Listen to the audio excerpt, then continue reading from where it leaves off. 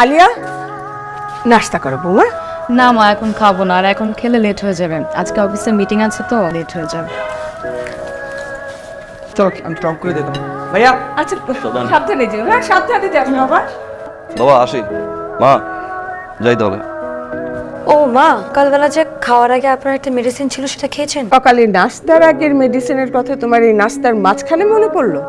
অবশ্য তোমার কি বা মনে থাকে? তোমার শুধু মনে থাকে তোমার স্বামী আর তোমার সন্তানের কথা, কিন্তু বাড়িতে যে আরো মানুষ আছে সেদিকে তোমার কোনো খেয়াল আছে? তোমার কি উচিত ছিল না নতুন বউটাকে একবার টেবিলে ডেকে আনা? আমি খেয়াল করে দেখেছি, হয় তোমার ভিতরে একটা হিংসা কাজ করে। মা, আমি সকালবেলা ওকে ডেকেছিলাম, কিন্তু কিচেনে এত কাজ ছিল, আমি ব্যস্ত হয়ে গেলাম, আমার খেয়াল ছিল না। তোমার এই জিনিসটাই আমার সবচেয়ে অপছন্দ, সব কথায় তর্ক করো। উঠো। আমি উঠবো না। তুমি প্রতিদিন বলো আমার জন্য চকলেট আনবা, কিন্তু তুমি আমার জন্য চকলেট আনো না। চকলেট খেলে এই যে সুন্দর দাঁতগুলো পোকায় ধরবে। কি দাঁতে পোকা হয়?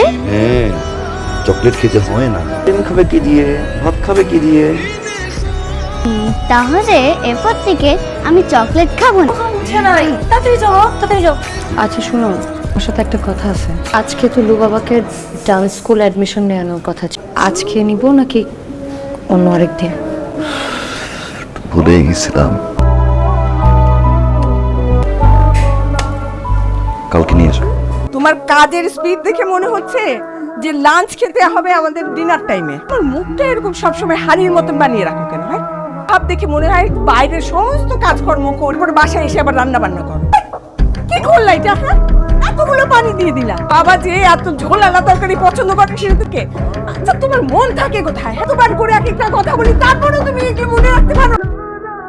আরে আলিয়া, তুই রান্নাঘরে কেন এসেছে? ওদেরকে এত করে ডাকতেছি, তোমরা কেউই শুনতেছো না। আমার না মাথাটা খুবই ব্যথা করতেছে, আমাকে একটু কড়া কফি দিলে ভালো হতো। ঠিক আছে, আও বিছানে গিয়ে শুয়ে থাকো, আমি এক্ষুনি তোমার জন্য একটা কড়া কফি বানিয়ে তোমার ঘরে পাঠিয়ে দিচ্ছি। কেমন আছো? ভালো। রোহান, তুই কেমন আছিস? এই তো এই তোর বউ কই, বাসায় না বাইরে? এই তো ঘরে আছে, ডাকছি। আলিয়া দেখে যাও কে আসছে। আপা যেমন উঁচা লম্বা তেমন সুন্দর, মাশাআল্লাহ অনেক ভালো বউ পাইছে। একদা কেমন আছে? ভালো আছেন? কেমন আসলেন? এই যে ভাইটা আমার সাথে তো একদিনও থাকতে পারতো না, নাই একটা ফোন নাই, কিছু নাই, ফোন ব্যস্ত যে আমার কাছে যোগাযোগ করে না। চাপটা একটু বেশি তো। আমি তো তোমার কথা কইনি, রুহানের কথা কইছি। আমি যাই, অফিসে কিছু কাজ তো আমার। একটু তাহলে রান্না করে যাই। যাও যাও। কি রে, বিয়ে শাদী করছো, একবার তো বেড়াইতে গেলি না আমার বাড়িতে? যাইতে হয় না?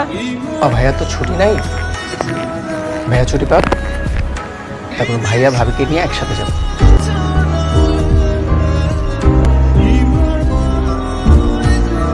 বাইকটা তো পরিবর্তন হলো না, বাই বাই করে সারাদিন। সারাক্ষণ ওই ভাইয়ের পিছনে আছে।